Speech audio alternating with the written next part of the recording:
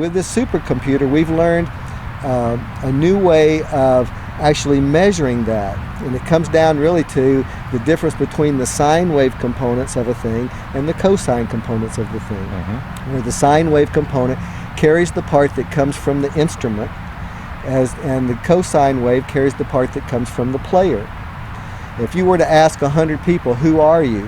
Some people see themselves more as their actual self, and they'll say, oh, I'm a couch potato and I can't get anything done right.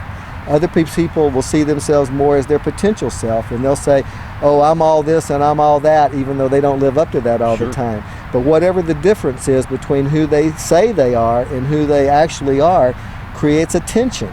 And that tension just acts like a black hole that begins to draw in all of their life experiences. And so by resolving that tension, gets to the main aspect of what the problem is and can actually relieve the tension and make the issue go away.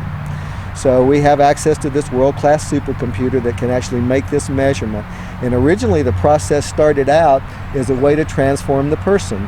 We would find the parts of the person that were actual and the parts of the person that were potential. And we did a lot of research. We would use brain waves, and we could use heart rate.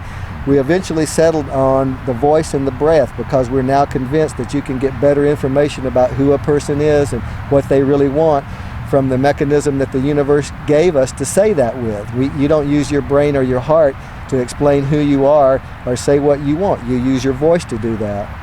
And so we're able to take a person's voice, and we can split the frequencies that up into the parts that comes from their actual self and the part that comes from their potential self, and feed that back to them with a set of headphones, to where we put the imaginary in the left ear and the real into the right ear.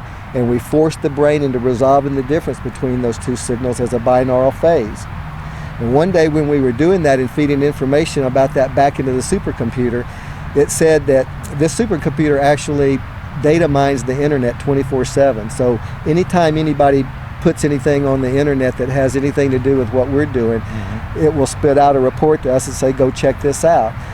And when the water issue became very important with Dr. Emoto in Japan and other people doing all this research on the water, it came and it said it's become very obvious that it's the water that holds the order in people and not the elements.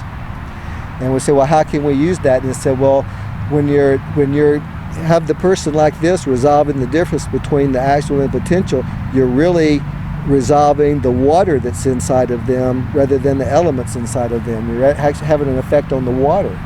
And I said, well, how can we use that? And it said, well, why don't you try getting the water to do it instead of the person to do it? And so that's what actually got us off on this idea of the Transformant.